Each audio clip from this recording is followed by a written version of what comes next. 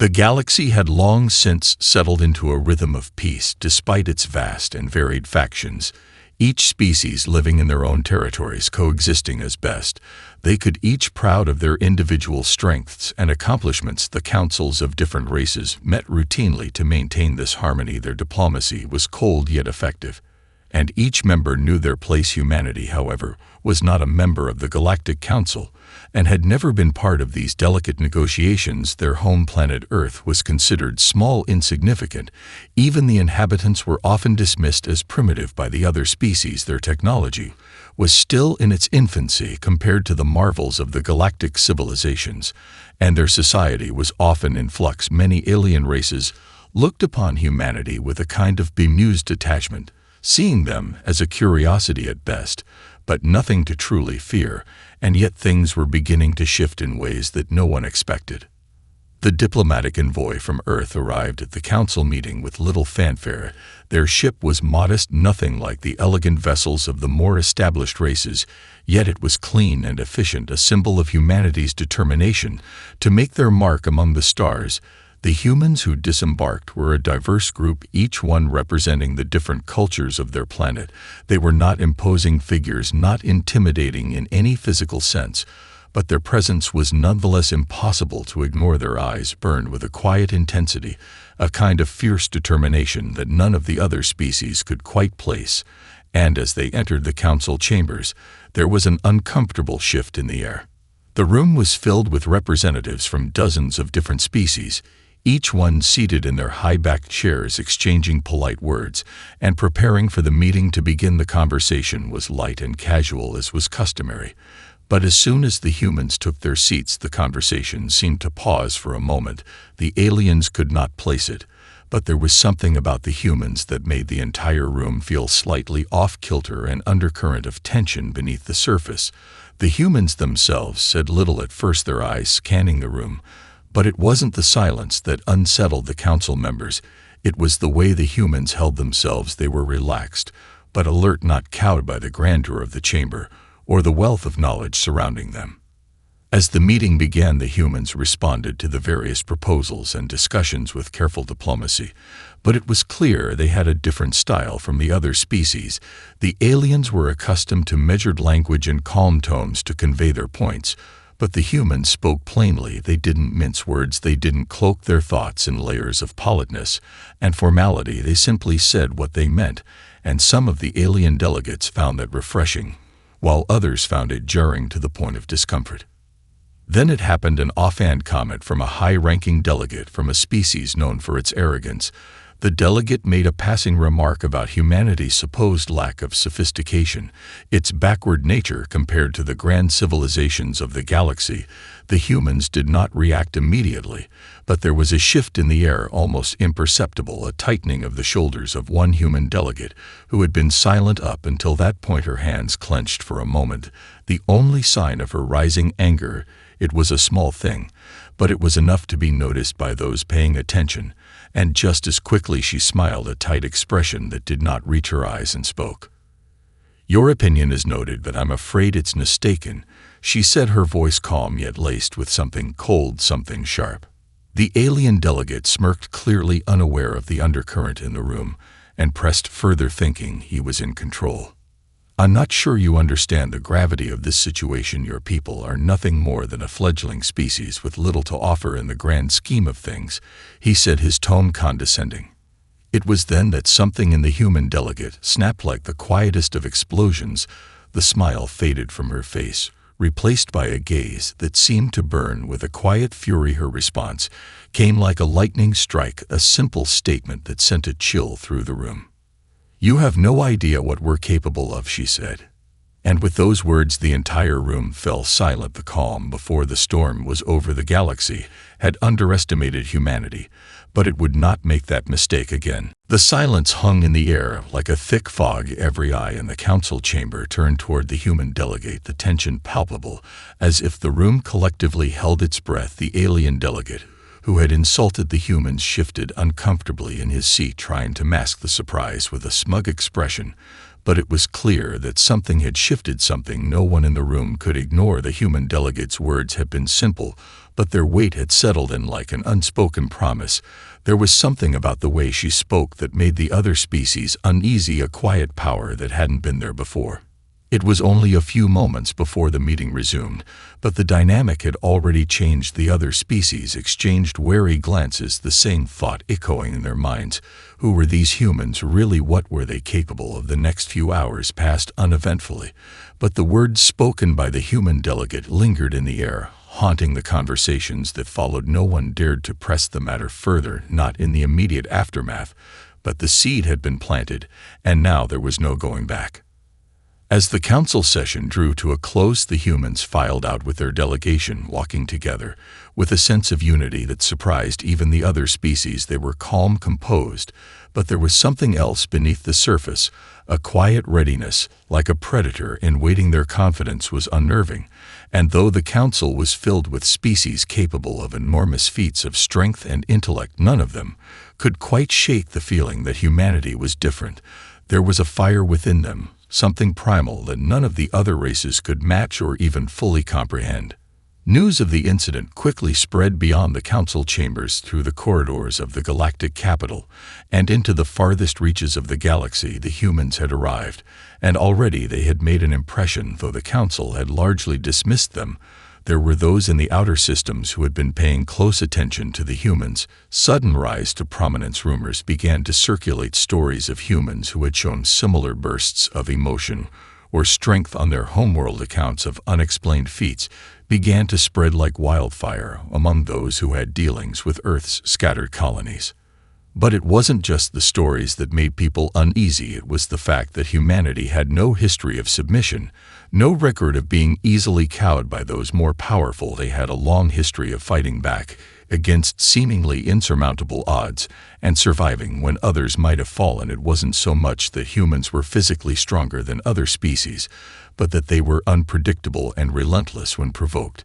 And that was what made them dangerous. What truly terrified the other species was the fact that there was no easy way to anticipate when or how humans might lash out, or what would be the trigger for their wrath.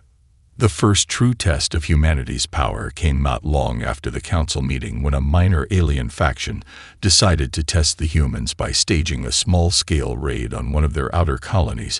It was a typical tactic used by other species to establish dominance or send a message to newcomers. The humans had been quiet since their last interaction with the council, and the raiders assumed they would simply submit to the overwhelming odds.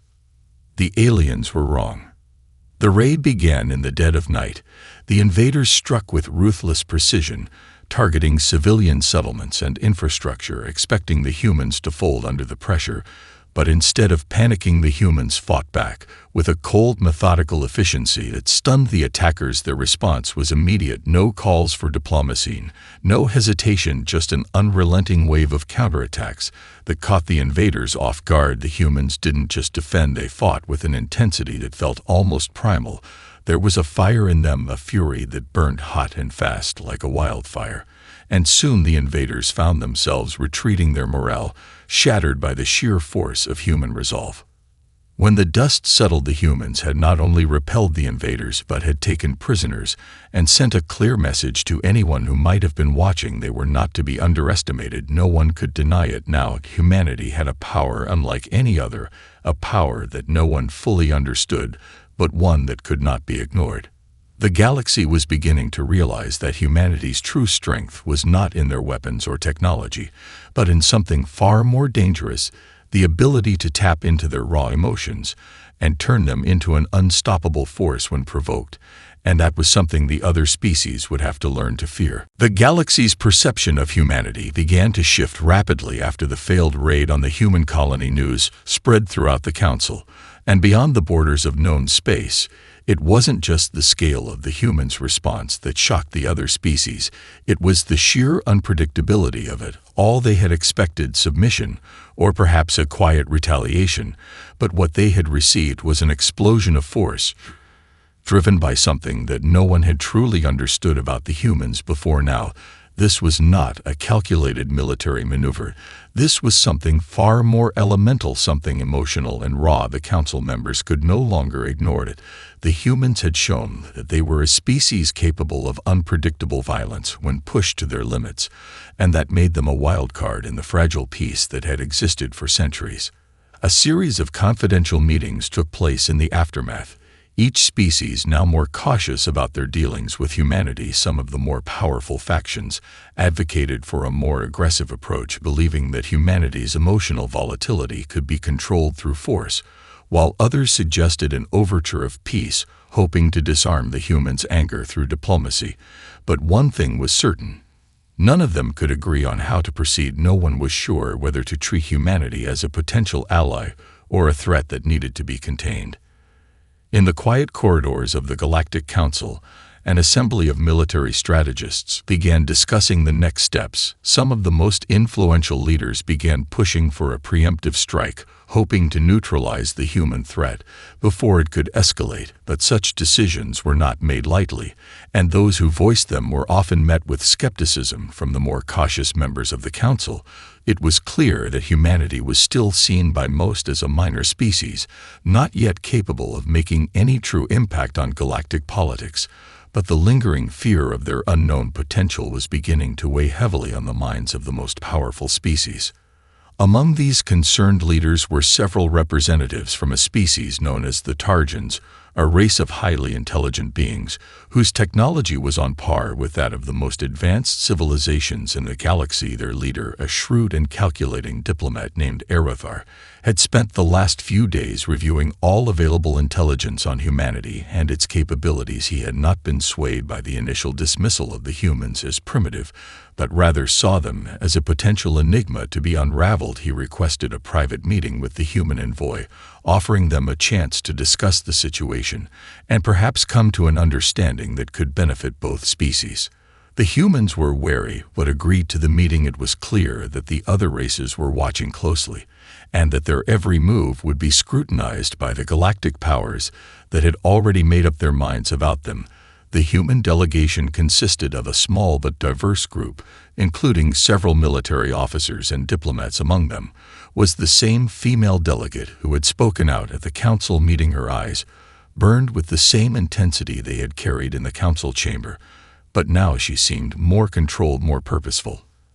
As the meeting began, Arothar spoke first, his voice calm and measured, but there was an underlying tension in his words. He acknowledged the human strength and their volatile nature, but warned that such emotions could be a double-edged sword in the galaxy's complex web of politics. "You must understand that your strength, while impressive, is also dangerous," Arothar said. "The galaxy is not a place where strength is always valued or welcomed. It is a place where balance is sought, and emotion can disrupt that balance." The human diplomat listened intently, her expression unreadable, before she responded, her voice low but firm. "We are not here to balance anyone's interests," she said. "We are here to survive, and to protect what's ours. The galaxy will learn to deal with us, or it will face the consequences." Her words were simple, but the finality with which she spoke them made it clear that this was no idle threat. Humanity was done being passive. They would no longer be underestimated or dismissed. The tension in the room thickened as Arothar processed her words, his sharp mind calculating the implications of what had just been said. The humans were not the same as the other races. They were not bound by the same codes of diplomacy or restraint. They were raw emotion and unyielding willpower, and that made them unpredictable, but also profoundly dangerous in a way that no one in the galaxy had yet fully realized. As the meeting came to a close, Arothar left with a new sense of urgency. He had hoped to find a way to bring the humans into the fold of galactic diplomacy, but now he was unsure whether that was even possible. The fear of humanity's uncontrollable potential spread like wildfire throughout the council and beyond, and the once calm political landscape was beginning to shift into something far more volatile. The galaxy had never faced a species quite like humanity, and it was beginning to wonder if it ever would again. The galaxy's unease only deepened as word spread of humanity's raw power and unpredictable nature. Many factions feared the humans, not for their technological advancements, but for something far more primal, something that no one could control. Their emotions were a weapon in themselves, a force of nature that could be harnessed for great destruction or massive change depending on the circumstances.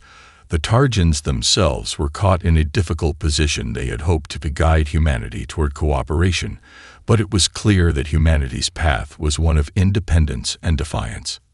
It was this very defiance that caught the attention of Kaler, a notorious warlord from the Ildoran species, a race of fierce and battle-hardened conquerors who had carved their empire out of bloodshed and brutality. Kaler had long sought to extend his power across the galaxy, and he viewed the rising human threat not as a potential ally, but as a challenge to his authority and dominance.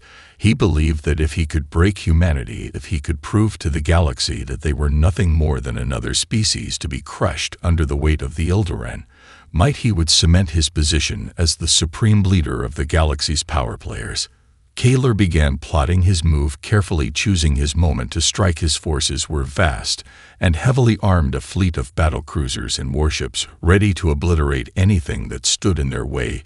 Humanity was still young on the galactic stage, and their colonies had not yet been able to build up significant defenses. In Kaler's mind, it was the perfect opportunity to strike and show the galaxy that no one, not even the humans, were beyond his reach. The target was one of humanity's smaller outlying colonies, an insignificant world on the fringe of human territory. Kaler knew the humans would not expect a direct assault on one of their less fortified colonies, and he intended to catch them off guard. He launched his attack without warning, descending on the planet with a fury that only an Ildoran warlord could muster. His fleet descended in the dead of night, attacking civilian infrastructure with ruthless efficiency and overwhelming force. The humans on the planet were unprepared for such a sudden and brutal assault. At first, Kaler believed he was right. The humans were weak. Just as he had expected, they scrambled to defend themselves, their weapons and technology not nearly as advanced as his own forces. His ships tore through the planet's defenses, and for a brief moment, it seemed like the warlord was on the verge of victory. The planet's cities burned as explosions ripped through buildings and fires raged in the streets. But something changed in the heat of battle, something the warlord had not anticipated. The human defenders did not flee. They did not panic or crumble under the pressure. In fact, they seemed to grow more determined as the assault raged on. Despite being outgunned and outmatched, they fought back with a savage intensity that surprised even the battle-hardened Ildoran forces. The warlord's forces advanced too far too quickly and found themselves faced with a human resistance that was organized, relentless, and overwhelming. Kaler's fleet, accustomed to breaking other species without struggle, found themselves on the defensive as human fighters launched coordinated counterattacks. Even as their cities were reduced to rubble, the humans were unlike any species he had fought before. They were not afraid to die for their homes, but they were equally fearless in taking the fight back to their invaders. Their resolve was unshakable, and Kaler began to feel a seed of doubt growing within him as the battle raged on. He found himself forced to commit more and more of his forces to contain the human retaliation, an unanticipated complication that was quickly turning the tide in favor of the humans. In the midst of the chaos, a human general named Lucinda Calloway stepped into the fray, leading a small but highly trained strike force into the heart of the Ildoran fleet. She had seen enough, she had witnessed her people suffer enough. She and her unit infiltrated the command center of one of Kaler's flagship warships and struck with surgical precision. Within moments, the Ildoran command was thrown into chaos as Lucinda and her soldiers fought their way through the enemy vessel. Kaler himself felt a deep, inexplicable sense of frustration building within him. He had underestimated the humans in every possible way. No longer was he the predator hunting weaker prey, but a man backed into a corner by a species he could not predict or control. Kaler's attack had failed, not because the humans were more powerful in the traditional sense, but because they fought with something none of the other species had ever possessed: a raw, unyielding will to survive and protect what was theirs in the end. It wasn't the firepower of humanity's weapons that proved their strength, but the ferocity with which they fought in the face of unimaginable odds. The warlord, once so sure of his victory, was forced to retreat, leaving the humans victorious against a much larger and more advanced foe. As Kaler withdrew, the galaxy's leaders began to understand something they had failed to see before. Humanity was not to be underestimated. And now, a new realization began to spread through the galaxy's most powerful factions. When humans were pushed too far, there was no force in the universe that could stop them. The aftermath of Kaler's defeat sent shockwaves across the galaxy. News of the human victory spread like wildfire, not just among the Council and the galactic powers, but through the many outer systems and fringe worlds that had heard only whispers of humanity's potential until now. For the first time, the galaxy as a whole began to consider the implications of humanity's place in the cosmos, not as a side note in the annals of galactic history, but as a force that could not be ignored. Kaler's retreat, his pride shattered, and his forces decimated, became the stuff of legend. The Ildoran warlord had made a critical mistake. He had underestimated the humans. What he had thought was a minor species with weak defenses had turned out to be a formidable opponent. The humans had struck with a fury and tenacity that no one had expected, pushing back his forces with an intensity that left even his battle-hardened soldiers questioning their own resolve. The truth was undeniable now. The humans had a power that no one could fully comprehend, and that power was not found in their technology or military might. It was found in their ability to rally, to fight with everything they had when pushed to the edge. Behind the scenes, the Galactic Council convened in a series of emergency sessions. Alien diplomats who had once scoffed at the humans, dismissing them as an insignificant race, now found themselves second-guessing their previous assessments. The fear that had once been whispered quietly among the more cautious species now became a full-blown concern. The Targans, who had initially hoped to use diplomacy to tame humanity's unpredictability, found themselves facing a dilemma. Their own leader, Erothar, was now under immense pressure to reconsider his stance on the humans. The galaxy was beginning to realize that humanity was not a species that could be contained or controlled through the same methods that had worked for countless other races. Human diplomats, once relegated to the margins of galactic discussions, were suddenly receiving invitations to high-level meetings. Their status had been elevated to a level that few could have anticipated so quickly. But with this newfound attention came a new set of challenges. Humanity's leaders were aware that the galaxy was watching them closely, waiting for their next move. How would they respond to the growing fears about their unchecked power? How would they manage the growing pressure from the galaxy's more established factions, who were beginning to feel the sting of their own vulnerability in the face of humanity's wrath? In the midst of this turmoil, a secret meeting was arranged between a select group of human and alien diplomats. The humans, fully aware of the scrutiny surrounding them, took their time in responding to the invitation. The room in which the meeting was to take place was filled with representatives from the most powerful factions in the galaxy: Targans, Centaurians, and even a few representatives from the High Council of the Thalmar, a species known for their intellect and diplomatic prowess, were present. They were there to discuss the future of humanity's role in the galaxy and how to avoid a cataclysmic conflict that could tear the fabric of the delicate galactic peace. The humans arrived quietly, their delegation led by General Lucinda Calloway, the hero of the recent victory against Kaler. The moment they entered the room, all eyes were on them. Lucinda, who had grown used to the silent scrutiny, gave nothing away. Her face was calm, but her eyes burned with a quiet intensity that conveyed the message the galaxy had now come to understand. Humanity was not a species to be controlled. They were a species to be reckoned with, and those who underestimated them did so at their own peril. As the meeting began, the other diplomats exchanged words of polite diplomacy, trying to mask their underlying tension. They all knew what was at stake. The humans were now a wild card, a force that could swing the balance of power in the galaxy one way or another. No one could predict what they would do next, and that uncertainty was the source of growing fear. Humanity's power lay not just in their ability to fight, but in the sheer unpredictability of their response to any given situation. One of the Tarjan diplomats, a stoic representative named Orcs, finally broke the silence. "Humanity's actions have proven that you are a force to be reckoned with," he said, his tone measured. "But the question remains, what is it that you want? What is your place in the galaxy?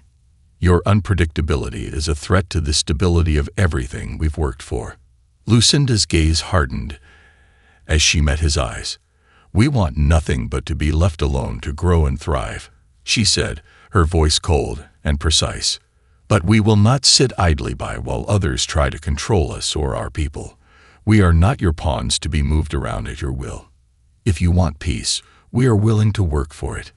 But if you force us to fight again, you will not be able to stop us." The room fell silent once again, the weight of her words settling over everyone present. The fear that had begun to take root in the galaxy was now undeniable. Humanity had no intention of submitting to the will of others. The question was no longer whether humanity could be controlled. It was whether the galaxy could coexist with a species that could not be predicted, a species whose anger and determination had the power to shift the entire balance of power in the universe.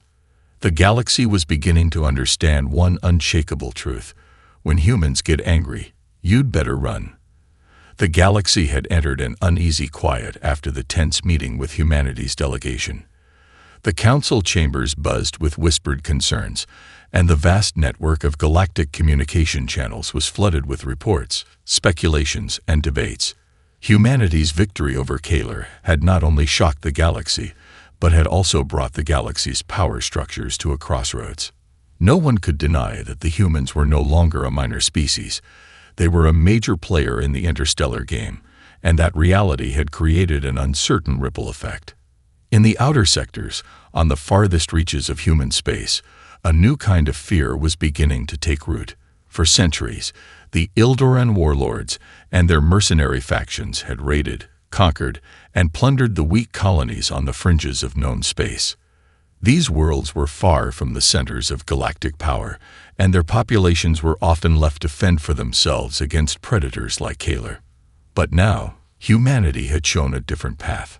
The humans on these outer worlds, often regarded as vulnerable and easily overwhelmed, were no longer afraid to take a stand, and that boldness had already begun to spread like wildfire.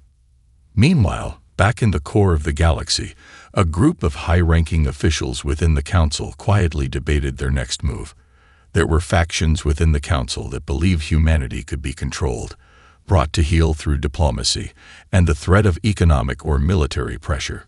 Others, though, had come to a different conclusion. The humans would never be subdued through traditional methods. Their violent defense of their colonies, their willingness to fight to the death for their homes, had proven that they were not like any species the galaxy had faced before. And so, it was that a secretive coalition of powerful factions began to lay their plans, a coalition that included the Thalmar, the Xanthorians, and a few holdouts from the Tarjan political circles, all of whom had become increasingly concerned about humanity's unpredictable power. Their plan was simple: to isolate humanity, to disrupt their rapid rise, and perhaps even force them to the negotiating table. The rationale was clear. If the humans were left unchecked, they might become a force so overwhelming that no one could contain them, and the stability of the galaxy would be forever jeopardized. But unbeknownst to the Council, this very plan would become the catalyst for a series of events that would change the galaxy forever. On one of the most distant human colonies, a resource-rich world known as Verdun, a seemingly minor skirmish occurred. A small Xanthorian fleet, under the command of a ruthless captain named Lycros, had been sent to extract resources from the planet without permission. The colony, already struggling with its defenses after several recent attacks from Ildoran raiders, could do little to resist the sudden assault. Lycros' fleet decimated the local military, raiding civilian infrastructure and leaving chaos in their wake. What Lycros did not anticipate, however, was that this colony was not as defenseless as he thought. As soon as the attack began, human forces on Verdun rallied quickly. Within hours, the small colony had turned into a battleground, with human resistance fighters outmaneuvering the Xanthorians in a way that seemed almost impossible for such a relatively underdeveloped world. The humans weren't simply defending. They were fighting with a precision and coordination that defied all expectations. The colony's leader, Governor James Harrow, was known for his calm demeanor and strategic brilliance, and under his leadership, the humans began to force the Xanthorians into retreat. Lycros, taken aback by the ferocity of the response, ordered reinforcements, but they were slow to arrive. And as the battle raged, something extraordinary happened. The human forces did not falter. They surged forward, using guerrilla tactics, psychological warfare, and an unrelenting drive to take back their world. The human resistance was unstoppable, and within days, the Xanthorians found themselves on the verge of complete collapse. When the news reached the Council, it was like a bombshell. Humanity's ability to turn the tide of such a large-scale assault was a stark reminder that they had not only the capability to defend themselves, but also the sheer willpower to reshape the galaxy's power dynamics. The Council, caught off guard by the speed and effectiveness of the humans' retaliation, scrambled to reconsider their positions.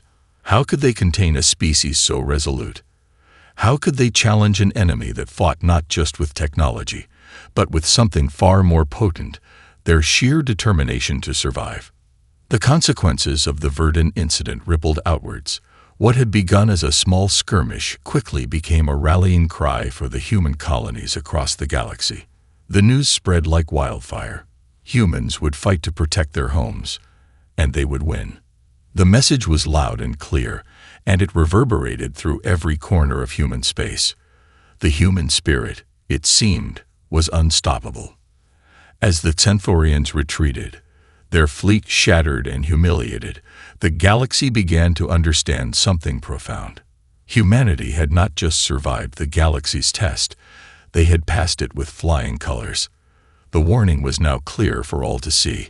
When humanity is pushed too far, they would not simply respond, they would rise, and they would burn anything in their way.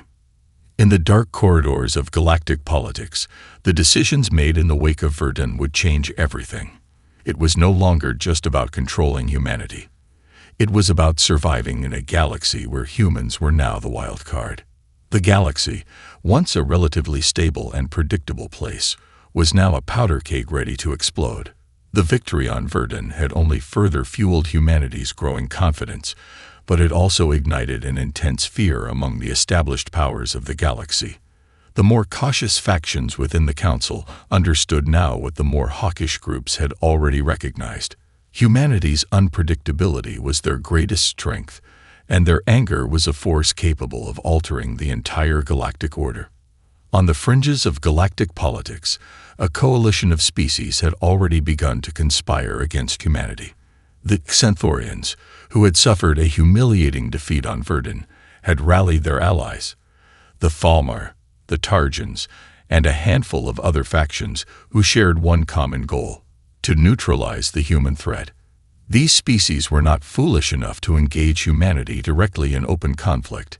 Instead, they would take a more insidious approach, cutting off humanity's supply lines, disrupting their colonies, and attempting to undermine their unity before they could truly become a threat on the galactic stage.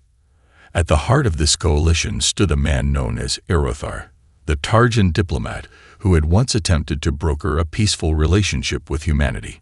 Erothar was no fool. He had learned from his previous encounter with the humans that their strength was not only in their ability to wage war, but in their capacity to unite under duress. The galaxy, in Erothar's view, needed to fracture humanity's resolve, to create divisions within their ranks, and to make them see that their survival was not guaranteed. To this end, Erothar and his allies began to craft a strategy that would force humanity into a vulnerable position. It was not just about military might. It was about destabilizing humanity's political cohesion, exploiting their internal divisions, and forcing them into a position where they would be too distracted by their own conflicts to present a unified front. This would be a battle of ideas as much as of fleets. But humanity had already begun to realize the magnitude of the challenge they now faced. The news of the coalition's actions spread quickly through human space. Governors, military commanders, and leaders across the colonies began to meet in secret, knowing that their unity was now their greatest weapon.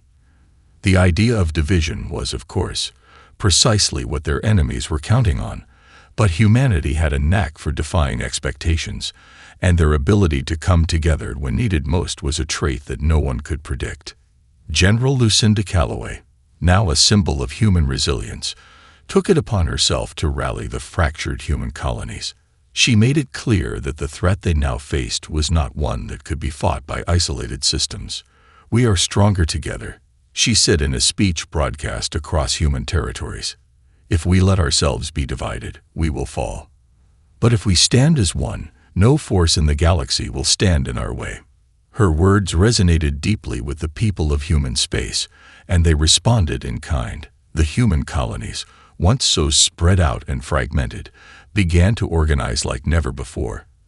They pooled resources, shared intelligence, and coordinated military strategies with a precision that only humanity, with its collective ingenuity, could achieve. It wasn't just about defending their homes anymore. It was about ensuring that humanity's place in the galaxy was undeniable. In response, the coalition of alien factions accelerated their efforts. They began targeting human colonies not just with military strikes, but through economic sanctions, sabotage, and political manipulation. They seeded disinformation campaigns designed to sow discord and fracture the bonds that held humanity together. The Xanthorians, who had lost so much on Verdun, were particularly aggressive, launching covert operations to undermine human alliances and spark infighting among the various factions of human leadership. But once again, humanity's resilience proved itself to be a wild card. As the pressure from the coalition mounted, human leaders did not fracture, they adapted. They found ways to neutralize the disinformation campaigns and used their ingenuity to strengthen their defenses. Their adaptability, their ability to think and act in ways no other species could predict, began to turn the tide. Every time an alien faction attempted to divide them, humanity found a new way to come together, to innovate, and to fight back. It was becoming clear to the galaxy that humanity could not be defeated through traditional tactics. Their strength lay not in their technology or their fleets alone, but in their spirit, their unyielding determination, their capacity for rapid innovation, and their refusal to be cowed. Every setback only made them stronger, and with each new challenge, humanity grew more united. The storm that had been gathering for so long was finally ready to break. The coalition of alien factions, emboldened by their perceived advantages, prepared for the final push against humanity. But the humans, now aware of the stakes, were ready. The battle for the future of the galaxy had only just begun, and no one, least of all the galaxy's most powerful species, could predict how it would end. The truth was clear. Humanity had become the catalyst that would reshape the galaxy. The only question now was whether the galaxy's existing powers would rise to the challenge or be swept aside by the fury of a species that had learned to fight, and to win, when it mattered most. The day of reckoning had arrived. After months of covert operations, economic sanctions, and political maneuvering, the Galactic coalition of factions that had sought to subdue humanity finally launched their all-out assault. It was a calculated move, one that they believed would cripple the human resolve and crush any hope of uniting their fractured colonies. The Xanthorians, Tarsians, Thalmar, and several other powers unleash a coordinated strike on key human systems, attempting to sever humanity's supply lines, disable their communications, and destroy their fleets before they could mount any serious resistance. What they did not expect, however, was the speed with which humanity would respond. The humans, now united under a single banner, were not just reacting. They were counterattacking with a force the galaxy had never seen before. The human war machine, previously underestimated, had evolved beyond what anyone had imagined. Their fleets, now forged from years of trial and bloodshed, moved with a precision and deadly purpose. They had learned from every skirmish, every defeat, and every victory. Humanity's forces were now a well-oiled machine, a perfect blend of strategy, technology, and sheer willpower. General Lucinda Calloway, standing at the forefront of the war effort, coordinated the human response with ruthless efficiency. She had become a symbol of humanity's resolve, a leader who understood that the survival of their species depended on more than just military might. It was about unity, about showing the galaxy that humanity would not be broken, that no matter the obstacles, they would rise again, stronger and more determined. As the first waves of attacks hit human colonies, it was clear that the galaxy's expectations of humanity had been wrong. The humans did not panic. They did not fall into disarray. Instead, they fought back with a fury that sent shockwaves across the galaxy. The enemy forces found themselves facing guerrilla tactics, ambushes, and surprise counteroffensives. Every strike was met with a swift retaliation, and the coalition's forces began to feel the weight of humanity's fury. The Targans, who had once hoped to use diplomacy to contain humanity, were now scrambling to regroup. They had underestimated how deeply humanity's anger had taken root. The humans did not fight just for survival. They fought for everything they held dear, for their homes, their families, and their way of life. Every attack on a human colony only fueled their determination. The galaxy had made the mistake of testing humanity's patience, and now it was facing the consequences. On the front lines, the human fleets engaged the alien forces with unparalleled coordination.